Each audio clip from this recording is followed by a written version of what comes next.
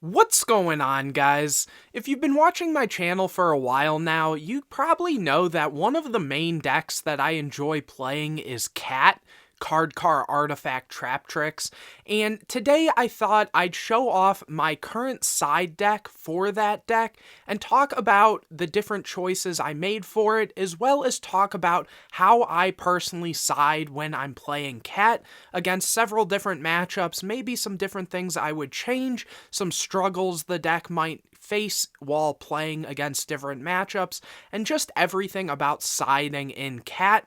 If you haven't checked out my deck profile talking about the deck specifically and my different ratios and things, you're definitely going to want to check that video out first. I will have it linked in the description, so pause this video and check that video out first if you haven't already, but if you have, let's get started on this video. So first things first, let's actually show you what I am currently siding. And so to start off, I am siding 2 copies of Flying C and 1 copy of DD Crow. I'm already maining 2, so the extra DD Crow is just the last copy. 2 copies of Nobleman of Crossout. 2 copies of Dust Tornado. 2 copies of DNA Surgery. 2 copies of Debunk. 2 copies of Black Horn of Heaven, and 1 Deep Dark Trap Hole, and 1 Acid Trap Hole.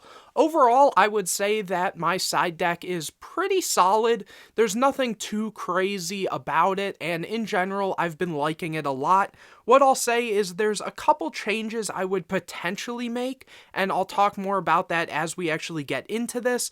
And the one thing to note, though, is C.A.T is a deck that inherently already plays a lot of going second cards. So as you'll probably notice in this actual side deck, I am playing a lot of trap cards. Let me just organize this a little bit for you guys. There is a lot of trap cards, and the rule of thumb in siding is usually going first. You're going to side in more trap cards and side out a lot of spell cards or hand traps. And when going second, you're usually going to go and side in hand traps and side out trap cards. Now, obviously, there's always going to be cases for, maybe you'll add a couple extra trap cards or keep in some hand traps, and that's definitely the case with C.A.T and H.A.T format in general, since it usually is a slower format. But for C.A.T specifically, like, if we take a look at the deck real quick, we are maining a lot of going second cards already. For example, we are choosing to main the Max Cs. We're already maining 2 DD Crows. In my build, all the back row removal, which is good for going second, as well as, ignition and stuff can be good going first.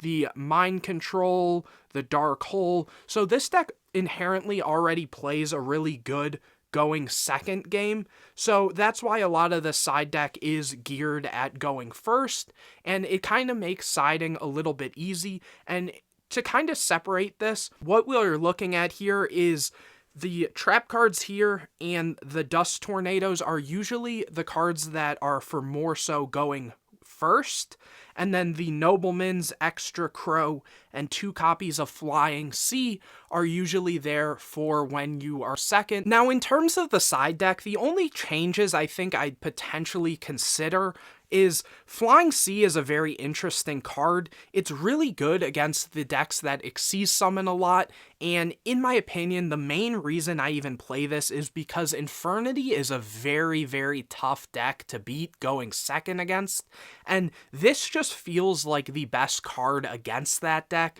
specifically because, when they start going off, you can just summon it down. And yes, I am playing Max Cs that can stop them. Yes, I'm playing DD Crows, but the thing is, Max C, a lot of times against Infernity players, they will give you a few draws off of Max C, specifically specifically because they know if they can set up the full board of, say, triple break plus the barrier, usually you're not going to get through it, and even with a couple random cards, you're probably not going to beat that board. It takes a very well-developed hand to actually get through that. It's not impossible, but it is difficult, and D.D. Crow is a great card to stop Infernity, specifically because it actually can stop them, whereas Max C, they can play through it, but even then, if they have extra extenders, they can usually play through it. So really, you just need Flying C because it's more hand traps that can actually help beat Infernity and really stop them, because once you can set up all your traps, you have a much better chance of actually beating that deck. And so against Infernity, you know, this is just a great card. It's also great against some of the more rogue options. For example, the Gadget deck that can, you know, put up several different Xyz in one turn. It's also good against decks like Heraldic that Xyz summon a lot, and several other decks. So while I don't like this card, I think it is very necessary. The other thing is the Acid Trap Hole. This comes up the least. Usually this is only really coming in for Geargia because it is a really great card against them. There's a couple other matchups it might come in, but I think this card technically could be cut if you really needed to. The other thing is DNA Surgery for me overperforms. It's a great card against Bujin, Spellbook, and a few other decks, and I would highly suggest even considering bumping this to 3, as well as the Debunk. Cards like Blackhorn are great against decks that inherently special summon a lot. You can put this in against a lot of the dragon type decks, not necessarily for the rulers themselves, but for the synchros and things they make. For example, a lot of times they synchro into Stardust, so Blackhorn is a great card to put in against them at times, as well as against decks like Geargia to hit the Geargigan X's, or any deck that Xyz summons a lot. Even against decks like Infernity, this is a great card. I'm trying to think like what else. Sometimes even against Lightsworn Ruler, I'll put this in because it stops the JD. So that's really good too. Debunk is a card that you could play 3 of, but 2 is also completely fine. Dust Tornado is really good going first, especially against those back row decks and decks that you know you're going to have to actually grind against. And you could play wiretaps instead of these, though I do like Dust Tornado because it can hit any back row, so against decks like Sylvan, you're able to hit the field spell, for example, but also just having more cards to actually clear the back row rather than just shuffling it back is good, as well as this has an additional effect to let you set a spell or trap, which is really good because Card-D, it draws you cards, but it ends your turn. So if you draw into traps or anything, you are able to set them, which they won't be able to be activated that turn, but it's good because it will allow you to then have them ready for your next turn, or, you know, the next turn afterwards. So really good. Nobleman a Crossout, great card against Geargia. Again, it's against the grindy decks, you do want to have cards like this.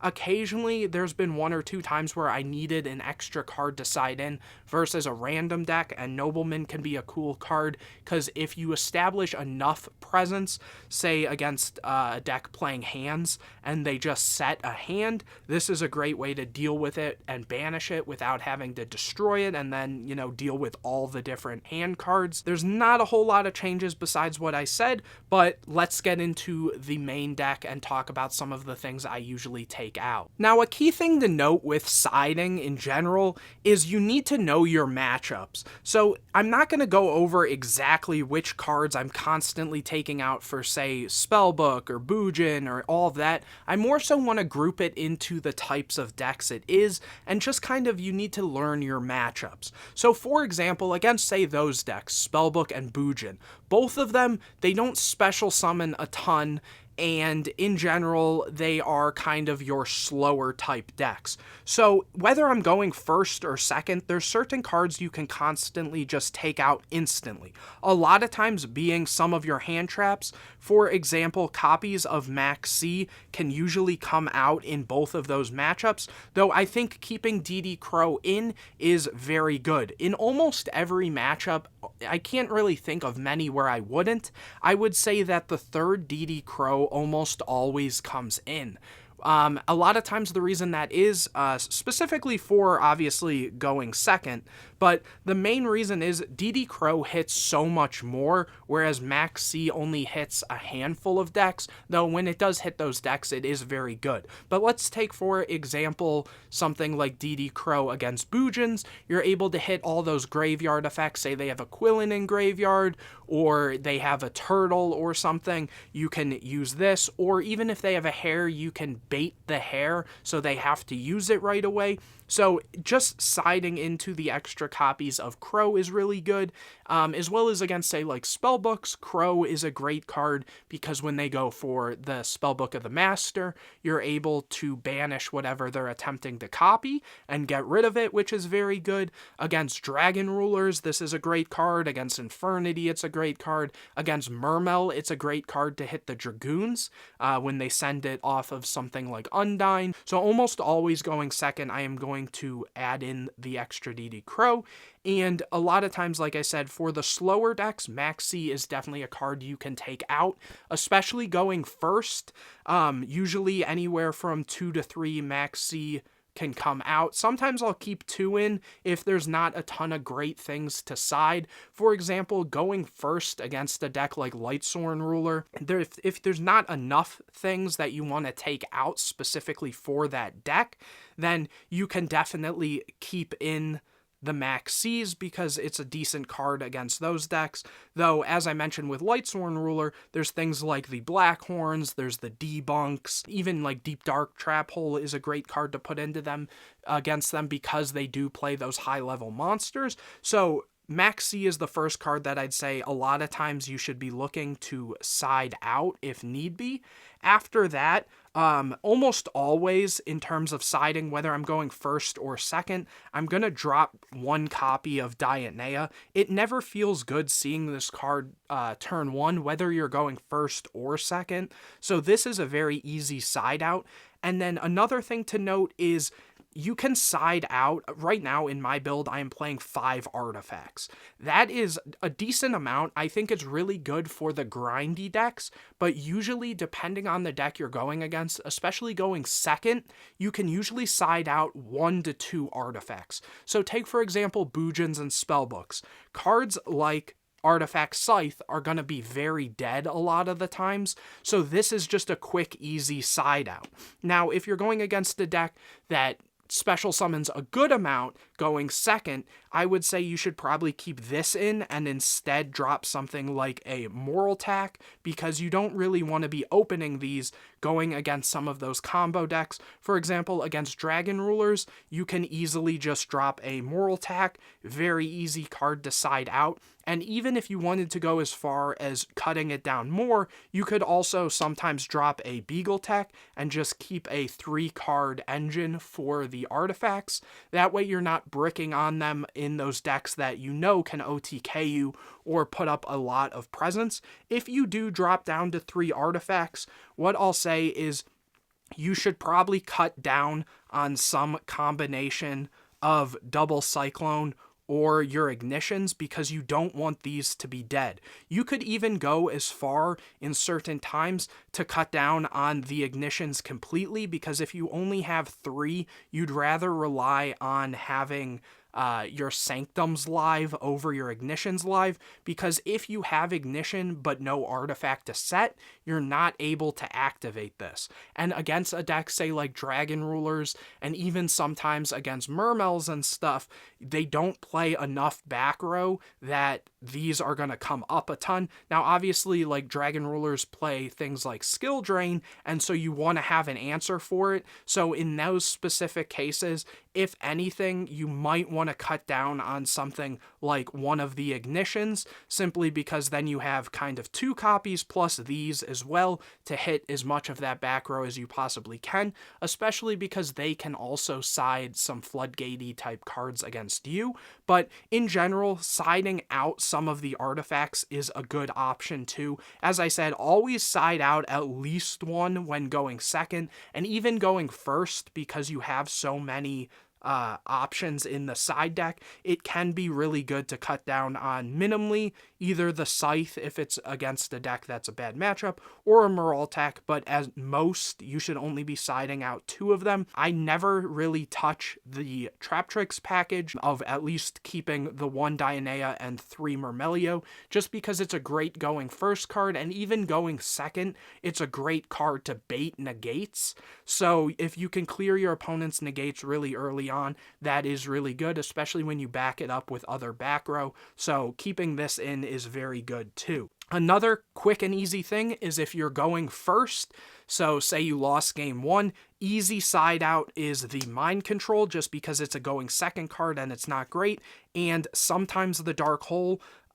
There's certain decks that I do like to keep this in against. For example, the decks that are more combo based, for example, against Infernity, sometimes I will keep this in, though there are a lot of the traps that can hurt Infernity that I showed before, and just in general against a deck like Infernity, or the grindier decks are also a good option. But usually putting in cards like the Dust Tornadoes and the Black Horns are really good against those decks, as well as like the Mirror Match, you want to be putting in debunks. So I think the grindier decks, for sure, you probably side the most. Like if I clean this up a little bit here, going against a deck like Geargia or even H.A.T, a lot of times the debunks are going to come in. Depending on it, like Geargia, obviously this. You can put in these, but if anything, I would say maybe just 1 copy, and then the Dust Tornadoes, because it's a grindy deck, you're going to want to have the back row, and then against, again, H.A.T or Geargia, you put in these. Usually my rule for siding is I usually will side in and out about 4 to 6 cards minimum. The grindier decks are the harder ones because there's so many more options. But again, against those slower decks, you definitely want more back row removal and more cards that actually will stop their hand traps and their grave effects, because again, artifact decks and hand decks are going to give you the most problem, which is kind of ironic. But so the cards like Debunk become so much more high value in those matchups specifically. So just keep that in mind. You really just want your consistency. So cards like your Cards, cards like your Pot of Dualities, these are cards that I would say almost never will come out, and you shouldn't take them out. And again, similar with your Trap Tricks, usually just keep these all in. If anything, something that will change is one of your trap holes. Bottomless will almost always stay in. Trap Tricks, Trap Hole Nightmare, sometimes I will side out, and usually if I am choosing to side it out, it's going to be for one of these. And just in general, this card doesn't really hit everything, but the other thing to note is against the decks that do play a Trap Tricks engine, these become so much worse, like all of these. And if that's the case, I would say a lot of times you will just cut down to the 1, though there is an excuse to maybe put in a second just so that you have an additional card to search. But for the most part, you know, one of these will usually come out. It's usually going to be this, and it just comes down again to the matchup. Soul Charge, I think you should always keep in this deck. I know it's not great going first, but once the ball gets rolling with this deck, you want to have this as an option. There's so many times where I wish I saw this card because it would just get me back in the game, but only playing the 1 usually seems to be the best. I've tried playing 2 and it just gets a little bricky, so just the 1, and I suggest keeping it in. 3 Sanctum, this card never comes out. Never take out Sanctum in this deck. It's just too good of a card. Even if you're going second, if you set it and your opponent pops it, you can at least start breaking their board because you can pop a card with that. Breakthrough Skill is another card. It's a one of in this deck. You should always keep it in. Same with Warning. It just hits way too many things. So for their turn 3, having cards like this when they think they can overextend and push for game, it's just too good. Torrential is another good card to always keep in. It's just always good. Even if you have to set it first, your opponent more than likely will be summoning a bunch. Same with kind of Compulse, but here's where we get into where you could technically side it out if need be, though there's not many matchups where the other things I mentioned siding out wouldn't come up first. 2 Call the Haunted and the 1 Wiretap. This is interesting. You could in theory take these out. I would say if you're going against a deck that inherently plays skill drain, it's probably best to take this out and more so put in the Dust Tornadoes, especially if going second. That's one of the rare cases where I would say put in traps against the going second deck, is simply because you'd rather have the answer to the actual card than having this, which if they've already flipped the skill drain, it's just kind of dead. So that is something against the more combo heavy decks. Definitely drop this. Call the Haunted, it's up to you if you want to keep them in. I think it's a great card against most matchups, simply whether that's bringing back an artifact or a Trap Tricks to pop a card. This just comes up a lot, and having the extra body can be good because you only play so many monsters in this deck. Now with that, I'll quickly go over a couple of the different combinations of cards I would probably want to be putting in first or second going against certain decks. So for example, Bujins going first, I would probably put in the DD Crow, the extra Dust Tornadoes, the DNA Surgeries, and possibly the Debunks. Going second against Bujins, still the DD Crow, and probably still the DNA Surgeries, because even if you see them later game, it is still very good, and potentially the Debunks as well. Against, say, Spellbook, going first, DD Crow usually, and the DNA Surgeries, maybe the Dust Tornadoes to hit this Grand Spellbook Tower, but other than that, I would keep it as is. Going second against them, the DD Crow is definitely a good option. And other than that, maybe these or these, but not necessarily. Again, the deck just already does well. You probably do want to take out the Max Cs against them, and that's why I say if you need extra traps to just throw those in, because your Max Cs are going to be more dead than some of these cards. Against Mermail, going first against Mermail, there's not a ton of great stuff. In a sense, I would say definitely Debunks come in going first against Mermail.